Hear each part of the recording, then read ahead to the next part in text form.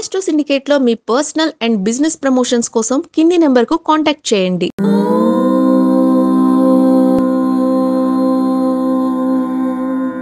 ఓం శ్రీ గురుభ్యో నమః. హరి ఓం. వాగర్ధావివ సంపృక్తౌ వాగర్ధ ప్రతిపత్తయే జగతః పితరౌ వందే పార్వతీ పరమేశ్వరౌ. అందరికీ అష్టైశ్వర్య ప్రాప్తిరస్తు. వారం వారం షేర్ మార్కెట్ సమాచారం మీలో కొంతమందికైనా సరే ఇది ఉపయోగపడుతున్నటువంటి భావనతో ప్రతి వారం కూడా కొద్దిగా కష్టపడుతూనే ధర్మంగానే కష్టపడుతూ మీకు ఏదో నేను చెప్పేటువంటి మాటలు మీకు కలిసి వస్తున్నాయని, నేను చెప్పిన విషయాల్లో కనీసం ఇద్దరు ముగ్గురికైనా ఆర్థికాభివృద్ధి కలిగిస్తే చాలా మంచిది అన్నటువంటి భావనతో మీ అందరు ఇంకా ఇంకా అద్భుతమైనటువంటి ఆర్థికాభివృద్ధి పొందాలని, ప్రతి ఒక్కళ్ళం కూడా 2-3 స్వగృహాలు కట్టి పిల్లలు మంచి విద్యావంతులు చేసి ఆరోగ్యవంతమైన ఆనందమయ జీవనాన్ని పొందాలని కోరుకుంటూ ఈ వారంలో అనగా సెప్టెంబర్ 8వ తేదీ నుంచి 12వ తేదీ మధ్యలో ఉన్నటువంటి షేర్ మార్కెట్ సమాచారం, సెన్సెక్స్ ఎలా ఉండబోతుంది, నిఫ్టీ ఎలా ఉండబోతుంది అన్న విషయంతో పాటు ఏ షేర్స్ వృద్ధిలో పొందుకుంటున్నాయి.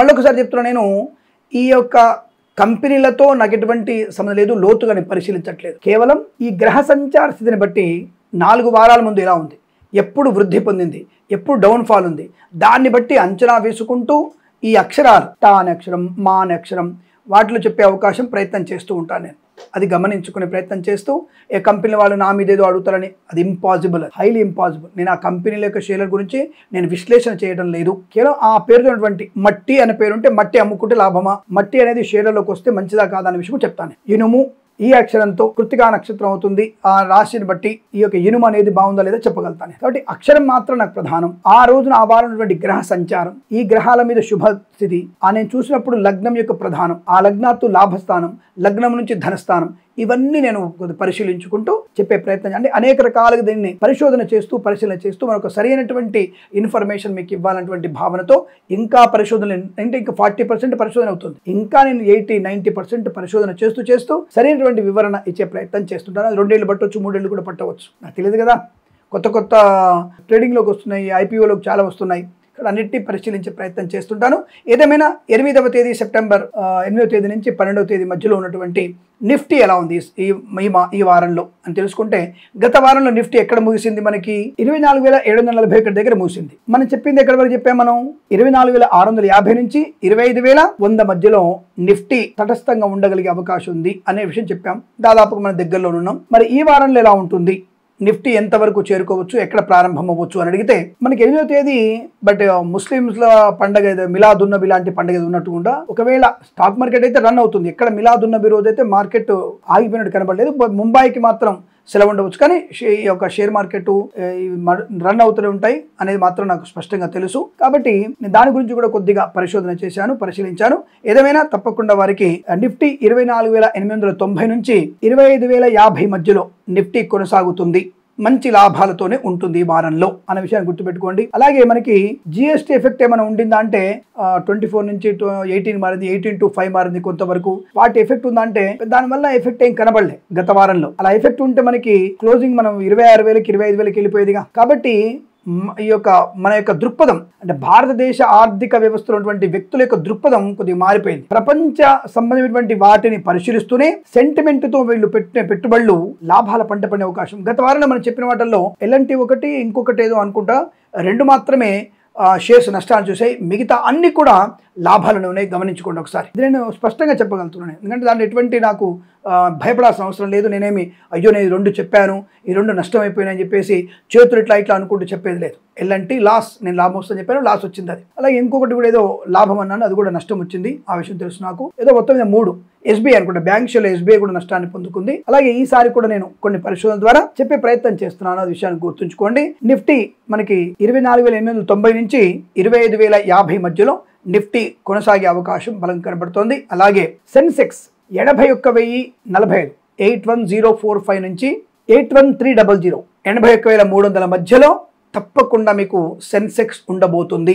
ఇది ఖచ్చితం, ఎందుకంటే ముదుపర్ల సంఖ్య బాగా పెరగడం, దానివల్ల కొత్త ఐపీఓలకి మార్కెట్లోకి రావడం, పెట్టుబడులు బాగా పెట్టడం, మంచి లాభాలు స్వీకరించే అవకాశం ఉంది. షేర్స్ మీరు కొనుగోలు చేయవచ్చును, లాభమే ఉంటుంది. ఇక ఫార్మా దాంట్లో వెళ్ళినప్పుడు సన్ ఫార్మా, సిప్లా, జైడూస్, మరియు అబాట్, అజంతా ఈ ఫార్మా షేర్లలో అబాట్ మాత్రం నష్టాన్ని పొందుకునే అవకాశం ఉంటుంది. కాబట్టి ఆ షేర్స్ కొనే వాళ్ళు జాగ్రత్తగా వెనక ముందు ఆలోచించుకోండి.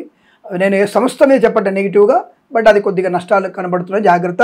అలాగే జైడూస్ కూడా కొద్దిగా నష్టాన్ని కల్పించే అవకాశం కనబడుతుంది, జాగ్రత్తగా అంచనా వేసుకోండి.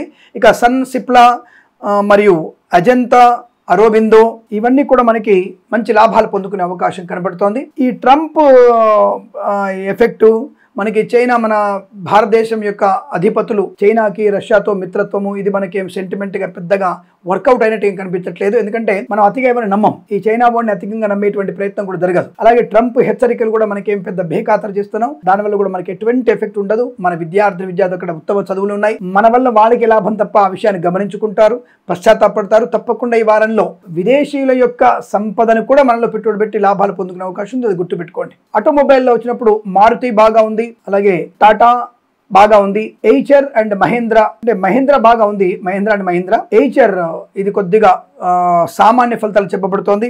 అలాగే అశోక్ లేలాండ్ కూడా సామాన్య ఫలితాలు కనబడుతున్నాయి. కాబట్టి జాగ్రత్తగా, అంటే ఆటోమొబైల్ దాంట్లో నష్టం లేదు ఈ వారంలో, అది గుర్తుంచుకొని షేర్స్ కొనుగోలు చేయవచ్చు, లాభాలు పొందుకోవచ్చును. అలాగే మనకి ఇక ఐటీ సెక్టర్ వైపు వచ్చినప్పుడు టాటా కన్సల్టెన్సీ తాత్కాలికమైనటువంటి సామాన్య ఫలితాలు, పెద్దగా ప్లస్ పాయింట్ లేదు, మైనస్ కూడా కనిపించట్లేదు.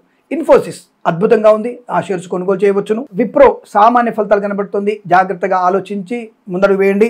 అలాగే ఎల్ఎన్టీ ఈసారి కూడా నష్టాన్ని చవిచూసే అవకాశాలు కనబడుతున్నాయి, జాగ్రత్త, అందులో పెట్టుబడి పెట్టకూడదు. మైంట్రీ తప్పకుండా ఇది లాభాల పంట పండే అవకాశాలు ఉన్నాయి, మీరు షేర్స్ కొనుగోలు చేయవచ్చును. హెచ్సిఎల్ హిందుస్థాన్, మన శివనాడర్ గారి హెచ్సిఎల్ కంపెనీ షేర్స్ కూడా లాభాలు పొందుకునే అవకాశం ఉంది. అలాగే టెక్ మహేంద్ర కూడా లాభాలు పొందుకునే అవకాశాలు ఉన్నాయి. ఒరాకిల్ సామాన్య ఫలితాలు చెప్పబడుతోంది. కాబట్టి ఈ ఐటీ సెక్టార్లో మీరు జాగ్రత్తగా చూసుకొని షేర్స్ కొనుగోలు చేస్తే చాలా మంచి అని చెప్పవచ్చును. ఏదేమైనా మొత్తం మీద 2-3 షేర్లు మాత్రమే నష్టాన్ని చవి చూస్తూ మిగతా షేర్లన్నీ కూడా లాభాలు పొందుకునే అవకాశాలు ఉన్నాయి. తప్పకుండా ముదుపర్ల సంపద ఈ వారంలో 5 లక్షల కోట్లకి లాభాలు పొందుకునే అవకాశం బలం కనబడుతుంది. తప్పకుండా అటువంటి వృద్ధిని మనం పొందుకుంటాం, ఇందులో సందేహం లేదు. ఇలా నేను చెప్పినటువంటి విషయాలని, మీ అనుభవాన్ని, పెద్దలు చెప్పిన విషయాన్ని, గత వారం, గత 10 రోజులు, గత నెల రోజులు, గత 6 మాసాలు ఉన్నటువంటి షేర్ మార్కెట్ యొక్క వివరణ తెలుసుకుంటూ మీరు ముందడుగు వేయాలని, మీరు అధికమైనటువంటి ఆర్థిక సంపన్నత, భారతదేశ ఆర్థిక పురోగతికి మీరు పాటుపడాలని మనస్ఫూర్తి కోరుకుంటూ, మీరందరికీ ధనకనక వస్తు వాహన ప్రాప్తి ఉండాలని కోరుకుంటూ, సర్వేజన సుఖినో భవంతు. ప్రేమతో మీ కిరణ్ శర్మ. ఇటువంటి అనేకమైనటువంటి శుభ విషయాల్ని మీకు చెప్తున్నాను కదా, ఇంత ప్రయత్నం చేస్తున్నాను. దయచేసి మీరు మరొక 100 మంది చేత సబ్స్క్రైబ్ చేయించాలి, లైక్ చేయాలి, షేర్ చేయాలి. ఈ విషయాల్ని మరొక 1000 మంది, మరొక 10,000 మంది చూడగలిగితే మనకి ఆర్థికపరమైన సుసంపన్నత పొందుకుంటాను విషయాన్ని గుర్తిస్తూ, ప్రేమతో మీ కిరణ్ శర్మ. నమస్కారం.